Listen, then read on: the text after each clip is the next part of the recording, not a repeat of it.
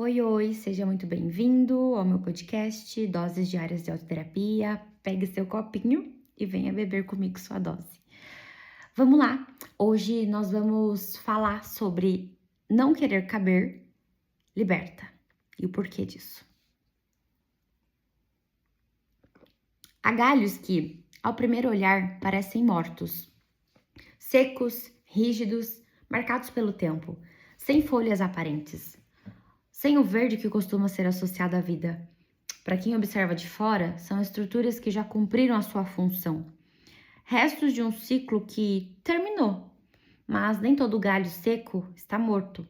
Alguns ainda carregam seiva, alguns ainda sustentam a vida de forma invisível, alguns ainda produzem frutos. Não querer caber liberta.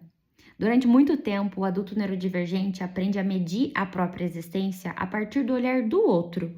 Ele aprende que há formas corretas de crescer, de se expressar, de se relacionar. Aprende que há um molde e que ele precisa ser moldado.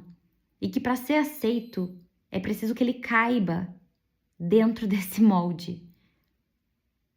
Então começa um processo silencioso de ajuste. Ajusta o tom de voz, ajusta o ritmo, ajusta os interesses, ajusta a intensidade, ajusta a velocidade, ajusta até a própria percepção de si. E aos poucos algo vai deixando de lado, algo vai sendo deixado de lado. Partes que não cabem, partes que são intensas demais, diferentes demais, profundas demais, rápidas demais, lentas demais, tudo isso ao mesmo tempo. E o que não cabe começa a ser interpretado como defeituoso, como inadequado, como algo que precisa ser cortado desse molde, como excesso, como inadequação. Mas há um ponto em que o corpo já não sustenta mais esse tipo de adaptação, porque viver tentando caber exige contração constante. E essa contração constante cansa e dói. O sistema nervoso, ele entra em vigilância, a mente se fragmenta entre o que é sentido e o que é permitido de expressar. A energia que poderia ir para a criação, para a conexão, para a construção, passa a ser consumida totalmente, integralmente, tentando manter uma forma que não é orgânica, despendendo toda a sua energia ali.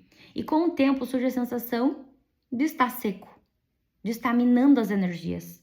Como se algo tivesse se esgotado, como se a vitalidade tivesse diminuído, como se já não houvesse mais potência e potencial e energia.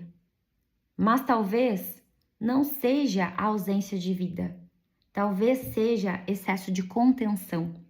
Os galhos secos ensinam algo que não é óbvio para nós. A aparência não revela que ele ainda... A aparência lá de fora não revela que ainda está pulsando ali por dentro.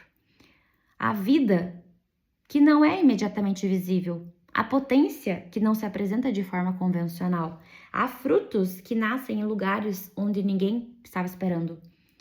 Não querer caber liberta, porque interrompe esse processo de autorredução.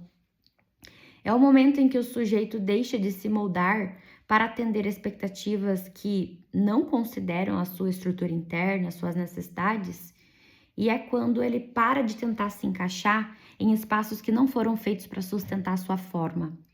E isso não acontece sem conflito, porque não querer caber implica muitas vezes de deixar de pertencer a certos lugares.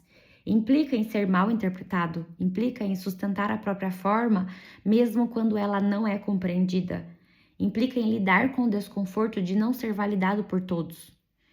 Mas também implica algo fundamental: recuperar a própria integridade, recuperar a própria força interna.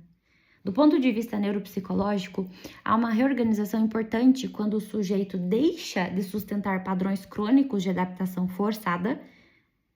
A energia cognitiva e emocional que antes era direcionada para o controle, para a contenção e a adequação, ela vai passar a ser liberada em processos mais autênticos, como, por exemplo, de criação, de exploração, de resolução de problemas, de conexão genuína. A vitalidade retorna, não como algo novo, mas como algo que deixou de ser bloqueado. Os galhos secos que ainda produzem frutos não estão tentando convencer as suas partes verdes ou se parecer com suas partes verdes. Eles não estão forçando uma aparência que não corresponde à sua estrutura fisiológica. Eles sustentam o que eles são e a partir disso eles produzem, talvez na outra estação, talvez daqui a um tempo, talvez não do jeito que a gente espera, talvez não no tempo que nós temos sobre a vida, não do jeito que a gente quer. Talvez não na forma que os outros reconhecem facilmente, mas eles produzem. E há algo profundamente libertador nisso, porque desloca a ideia de valor. O valor deixa de estar na conformidade e passa a estar na autenticidade funcional. Naquilo que, mesmo fora do padrão, ainda é vivo, ainda gera, ainda sustenta. Para o adulto neurodivergente, isso pode significar uma mudança radical de eixo. Deixar de perguntar como eu faço para caber aqui e começar a perguntar onde eu posso existir sem me reduzir.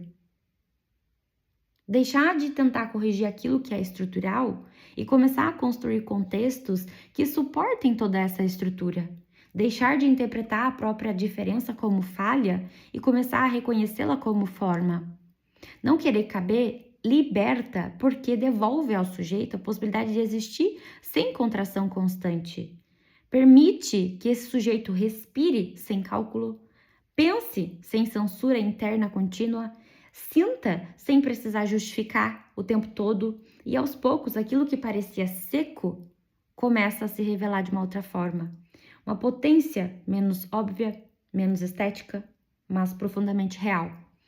Frutos que não nasciam e não nasceriam se o galho tivesse sido cortado para se encaixar em uma forma mais aceitável.